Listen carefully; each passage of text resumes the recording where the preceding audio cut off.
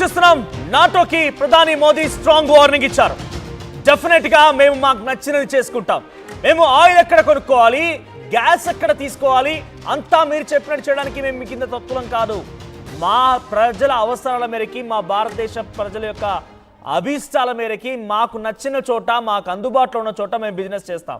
మీరు చెప్పినట్టుగా చేయడానికి మేము నాటో దేశాల్లో భాగస్వామ్యం కాదు. మేము అమెరికా అధ్యక్షుడు దగ్గర మీలాగా వంగి కూర్చోడానికి, మోకరిల్లిపోవడానికి మేము బ్రెజిలో లేకపోతే ఇతరత్ర దేశాలు అనుకుంటే, జర్మనీ, ముఖ్యంగా జర్మనీ, బ్రిటన్ లాంటి దేశాలు అనుకుంటే పొరపాటు పడ్డట్టే. చాలా డైరెక్ట్గా స్ట్రైట్ వార్నింగ్ ఇచ్చారు. అంతకంటే ముందు నాటో దేశాలకు సంబంధించినటువంటి సెక్రటరీ జనరల్ మార్కో రూటే ఆయన ఏం చేశారంటే వైట్ హౌస్లో ట్రంప్తో భేటీ అయ్యారు. ఆ తర్వాత మరుసటి రోజు అక్కడి అమెరికా సెనేటర్లతో మాట్లాడుతున్న సమావేశాలను చాలా క్లియర్ చెప్పుకొచ్చారు. రష్యా అండ్ చైనా, ఇండియా ఈ మూడు దేశాలు మీ యొక్క సఖ్యతని, మీకున్నటువంటి విధి విధానాలను తగ్గించుకోకపోతే, ఒక రకంగా వాళ్ళ వార్నింగ్ ఏంటంటే రష్యా దగ్గర ఇండియా చాలా పెద్ద మొత్తంలో ఆయిల్ కన్జంప్షన్ చేస్తోంది, ఆయిల్ తీసుకుంటోంది. కాబట్టి దీని నేపథ్యంలో రష్యా కొంత ఆర్థిక వనరులు సమకూర్చే ప్రయత్నం జరుగుతోంది.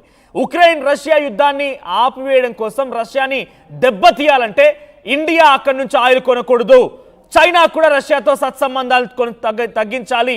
ఇంకా ఏ దేశాలైతే చైనా నుంచి ట్రేడ్ చేస్తున్నాయో, చైనాకి ఆర్థికంగా వనరులు సమకూరుస్తున్నాయో, మీరు మీ పద్ధతిని మార్చుకోకపోతే మీ పైన మేము 100% సుంకాలను విధించాల్సి ఉంటుందనేది నాటో సెక్రటరీ జనరల్ మార్క్ రుటే చెప్పుకొచ్చారు.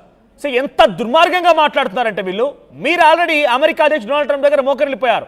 ఆయన మోకాళ్ళ కింద, ఆయన కాలు కింద చెప్పులా మీరు వ్యవహరిస్తున్నారు. కానీ భారతదేశానికి అంత పరిస్థితి రాలేదు. మీరు ఆయన ఏం చెప్పాలంటే ఆయన నోటి నుంచి రావాల్సిన మాటని ఆయన మనస్సులో ఉండగానే మీరే చెప్పే ప్రయత్నం చేస్తున్నారు.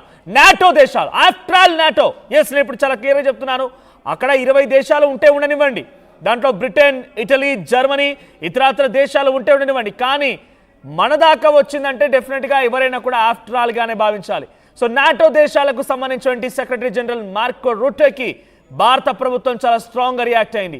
మేము ఏం కొనాలో నువ్వేలా చెప్తావు, మేము ఎక్కడి నుంచి కొనుగోలు చేయాలి, ఏ దేశాలతో ట్రేడ్ నడిపించుకోవాలి, ఎలా ఉండాలని నువ్వేలా చెప్తావు, నీకేమైనా విభేదాలు ఉంటే ఆ దేశంతో తేల్చుకో, నిజంగా నీకు రష్యాతో ఇబ్బందులు ఉంటే రష్యాతో తెగదింపులు చేసుకో, రష్యాతో మాట్లాడు, రష్యాతో ఫైట్ చేయి, కానీ భారత్ ఏం చేయాలనేది నువ్వు చెప్పాల్సిన అవసరం లేదని చెప్పి చాలా స్ట్రాంగ్గా రియాక్ట్ అయ్యారు. అంతకంటే ముందు నాటో దేశాలకు సంబంధించి సెక్రటరీ జనరల్ మార్క్ రూటే ఏం మాట్లాడారో చూద్దాం.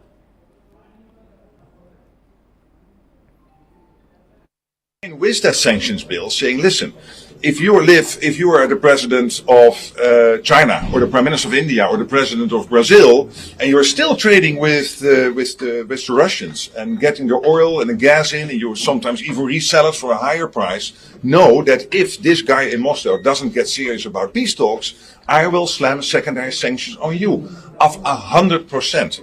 So I'm sure they don't know yet what hit them. This will take some time to sink in, and I think you guys making this clear in the media, the senators maybe also discussing this with their counterparts in Brazil, India, China, would be very helpful to with that sanctions bill, saying, listen, if you are the president of China, or the prime minister of India, or the president of Brazil, and you are still trading with the Russians and getting the oil and the gas in, and you sometimes even resell it for a higher price, know that if this guy in Moscow doesn't get serious about peace talks, I will slam secondary sanctions on you of 100%. So I'm sure they don't know yet what hit them. This will take some time to sink in, and I think you guys making this clear in the media, the senators maybe also discussing this with their counterparts in Brazil, India, China, would be very helpful. చూసారు కదా, ఆయన NATO దేశాలకు సంబంధించినటువంటి secretary general, ఒక రకంగా chief, NATO దేశాలకు chief mark రూటే white house వేదికగా ఆయన డొనాల్డ్ ట్రంప్తో భేటీ అయిన తర్వాత మరుసటి రోజు అమెరికా సెనేటర్లతో మాట్లాడుతూ ఒక మాట్లాడుకొచ్చాడు ఆయన. చైనా, ఇండియా అండ్ బ్రెజిల్, మీరు రష్యాతో సత్సంబంధాలు తెగనింపులు చేసుకోండి, రష్యాతో మీరు వెళ్ళకండి, రష్యాతో కలవకండి, రష్యా దగ్గర నుంచి ఆయిల్ కొనుగోలు చేయకండి, రష్యాకి ఆర్థిక వనరులు సమకూర్చే ప్రయత్నం చేయకండి. మీరు రష్యా దగ్గర కొనుగోలు చేయడం వల్ల రష్యాకి అంతో ఇంతో ఆర్థికంగా బలపడుతోంది, రష్యాకి ఆర్థికంగా మరింతగా మీరు తోడవుతున్నారు, ఆ తర్వాత ఉక్రెయిన్పై దాడి చేస్తోంది. వీళ్ళ ఓవరాల్ ఇంటెన్షన్ ఒకటే. రష్యా చాలా క్లియర్గా చెప్పింది, మేము ప్రతిఘటన మాత్రమే చేస్తున్నాము, ఉక్రెయిన్ మాపై దాడి చేస్తే మేము ప్రతిదాడి మాత్రమే చేస్తున్నాము, మమ్మల్ని దాడి చేస్తేనే మేము చేస్తున్నాం, కానీ మాకు చాలా ఇంట్రెస్ట్ లేదు, మేము చేయలేం కూడా అనేటువంటి విషయాన్ని చాలా స్పష్టంగా అక్కడిక్కడ కార్యకంగా అమెరికా అధ్యక్షుడు డొనాల్డ్ ట్రంప్తోనే చెప్పుకొచ్చారు.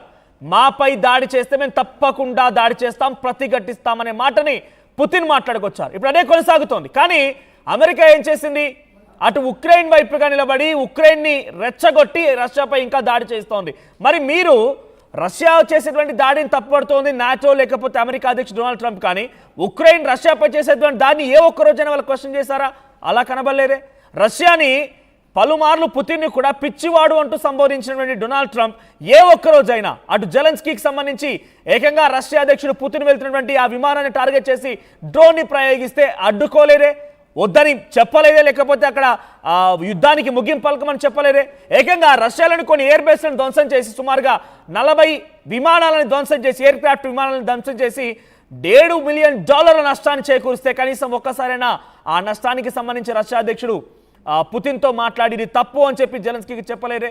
వీళ్ళ ప్రయత్నం వల్ల ఒకటే, ఉక్రెయిన్ని రెచ్చగొట్టి తమ కాంపిటీటర్ అయిన రష్యాని పూర్తిగా అనగదొక్కాలని, రష్యాని పూర్తిగా తొక్కి పెట్టాలని చెప్పి వాళ్ళు లక్ష్యంగా ముందుకు వెళ్తున్నారు. అందుకే ఉక్రెయిన్కి కావాల్సిన సహాయాలు మొత్తం కూడా సమకూరుస్తున్నారు. 2 రోజుల క్రితం మనం మాట్లాడుకున్న మా టీవీలోనే అమెరికా అధ్యక్షుడు డొనాల్డ్ ట్రంప్ ఏకంగా ఉక్రెయిన్కి ఆయుధ సామాగ్రి పంపించబోతున్నాడట. ఉక్రెయిన్కి ఆయుధ సామాగ్రి నేను పంపిస్తాను. జెలెన్స్కీతో ఏం మాట్లాడాడంటే ఫోన్లో ఆయన, నువ్వు నిజంగానే రష్యాపై దాడి చేస్తావా? రష్యా మాస్కోని ముట్టడిస్తావా? రష్యా భూభాగంలోకి చొచ్చుకు వెళ్ళి పుతిన్ని హతమారుస్తావా? నువ్వు అలా చేస్తానంటే చెప్పు, నేను నీకు ఆయుధాలు ఇస్తానని చెప్పి అమెరికా అధ్యక్షుడు డొనాల్డ్ ట్రంప్ అటు జెలెన్స్కీకి మధ్య ఫోన్ సంభాషణ జరిగిందట.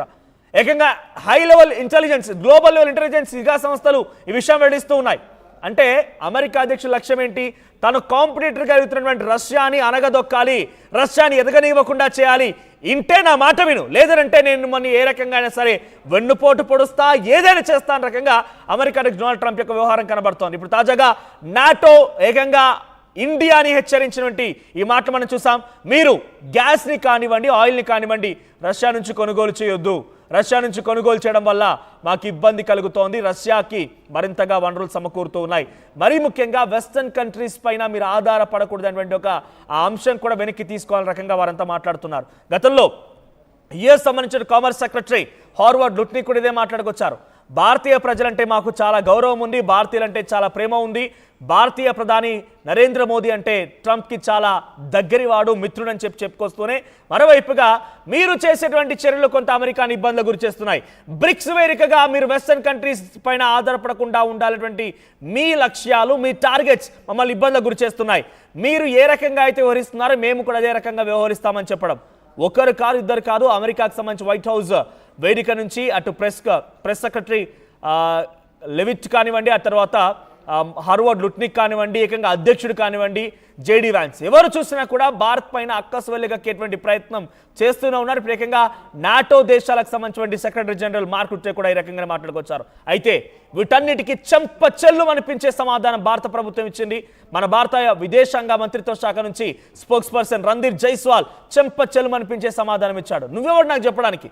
నా ఇష్టం, నా భారతీయ ప్రజల కోసం నేను ఏ రకంగా అయినా కూడా ట్రేడ్ చేస్తాను, నాకు లాభం జరిగే విధంగా ఎక్కడికైనా వెళ్తాను, నువ్వెవరు నాకు చెప్పడానికి అన్నట్టుగా చాలా డీటెయిల్డ్ సమాధానం ఇచ్చారు. ఒకసారి రణధీర్ జైస్వాల్ ఏం మాట్లాడారో కూడా చూద్దాం. The developments, let me reiterate, and I've said this in the past as well, securing energy needs of our people is understandably an overriding priority for us. In this endeavor, we are guided by what is there on offer in the markets, as also by the prevailing global circumstances. We would particularly caution against any double standards on the matter. Keshav, on visas for Afghanistan. So America అధ్యక్షుడిగా Donald Trump వస్తే ఏదో మారిపోతుంది, ప్రపంచ దేశాల్లో ఏదో పెద్ద మార్పే వస్తుందని చెప్పి అంతా భావించారు. ఏం మార్పు వచ్చింది? తొక్క. ఆయన వచ్చిన తర్వాత కాళ్ళు చేతులు కట్టి మన ప్రజల్ని, భారతీయుల్ని కానివ్వండి, ఇతర విదేశాలకు సంబంధించిన ప్రజల్ని కానివ్వండి, కాళ్ళు చేతులు కట్టి విమానం నుంచి బయట తోసేస్తున్నాడు. ఆయన వచ్చిరాగానే 7 నెలల గర్భం ఉన్నటువంటి స్త్రీలు కూడా ఆయన వచ్చిన తర్వాత అక్కడ దేశస్తులు కావాలంటే కొంత టైం లిమిట్ పెట్టి ఈ లోపుగా ఇక్కడ పుట్టిన వాళ్ళకి మాత్రమే ఇక్కడ పర్మనెంట్ రెసిడెన్స్ దొరుకుతుంది, ఆ తర్వాత దొరకదు, వాళ్ళు ఇక్కడ దేశస్తులు కారు అనే రకంగా నిర్ణయం తీసుకుంటే 7-8 నెలలు ఉన్నటువంటి ఆ మహిళలు కూడా, గర్భం ఉన్నటువంటి మహిళలు కూడా ముందుగా వెళ్ళి సి సెక్షన్తోని చాలామంది పిల్లల్ని కన్నవాళ్ళన్నారు. చాలామంది కొంత ఇబ్బందులు పడిపోయి మెడికల్ కరెక్ట్గా సపోర్ట్ లేకపోవడంతో కొంత చనిపోయిన వారు కూడా ఉన్నారు. ఆయన వచ్చిన తర్వాత ఏం మార్పు వచ్చింది? యుద్ధాలు జరుగుతున్నాయి. ఇరాన్ ఇజ్రాయెల్ యుద్ధం జరిగింది, చాలా తీవ్రంగా జరిగింది. ఏకంగా న్యూక్లియర్ స్థావరాలని పేల్చేసేటువంటి పరిస్థితి కూడా అమెరికా డైరెక్ట్గా తీసుకుంది. ఇండియా పాకిస్తాన్ యుద్ధం జరిగింది. దీంట్లో పాకిస్తాన్ వైపుగా డొనాల్డ్ ట్రంప్ నిలబడ్డాడు అని చెప్పడానికి ఎటువంటి అతిశయోక్తి కూడా అక్కర్లేదు. మొన్న ఈ మధ్య ఆసిమ్ మునీర్ తీసుకెళ్లి పక్కన కూర్చోబెట్టి గోరుముద్దలు తినిపించాడు డొనాల్డ్ ట్రంప్. ఆసిమ్ మునీర్కి ప్రత్యేకంగా లంచ్ డిన్నర్ ఇప్పించి ఆయనతో మాట్లాడి మీకు ఎయిర్ డిఫెన్స్ ఇస్తానని చెప్పి ఆ తర్వాత పాకిస్తాన్కి సంబంధించినటువంటి ప్రజాప్రతినిధుల నుంచే నిజంగా డొనాల్డ్ ట్రంప్ చాలా గొప్పవాడు, డొనాల్డ్ ట్రంప్కి మనం ప్రపంచ శాంతి బహుమతి ఇవ్వాల్సిందే, నోబెల్ ప్రైజ్ రావాల్సిందే ఆయనకి అనే రకంగా మాట్లాడారు.